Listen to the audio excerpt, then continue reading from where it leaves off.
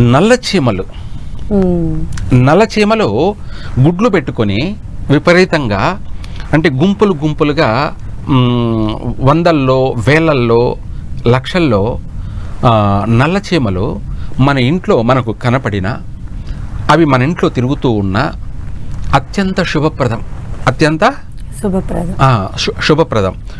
అవి గుడ్లు పెట్టుకొని గుడ్లు మోస్తూ ఉండడం, అంటే స్థానాన్ని మార్చుకుంటూ వాటి పెంపకాన్ని అభివృద్ధి చేసుకుంటూ చీమల యొక్క వృద్ధి చెందడము, అలా గుడ్లు మోస్తూ ఉంటే ఏంటంటే వాళ్ళు అత్యంత వేగంగా పురుష సంతానం, అంటే పుత్ర సంతానం అభివృద్ధి చెందడం, అలాగే వంశము అభివృద్ధి చెందడం, అలాగే వాళ్ళు బాగా చక్కగా అన్ని రంగాలలో వృద్ధి చెందడం.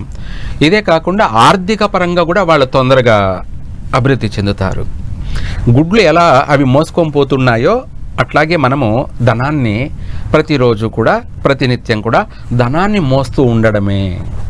అది బంగారం కావచ్చు, లేకపోతే డబ్బు కావచ్చు, లేదా మనం వెండి, బంగారం ఇలాంటివి లోహాలన్నిటి కూడా మనము ఇంట్లో అన్ని రకాలుగా సమకూర్చుకోవడం. ఇలా చీమలు అనేది మనకు ఒక మంచి పాజిటివ్ని కలగచేస్తాయి, ఆర్థిక యోగాన్ని కూడా కలగచేస్తాయి, మన వంశము మన సంఘాన్ని కూడా అభివృద్ధి చేసే అంత దిశగా అభివృద్ధి చెందుతుంది.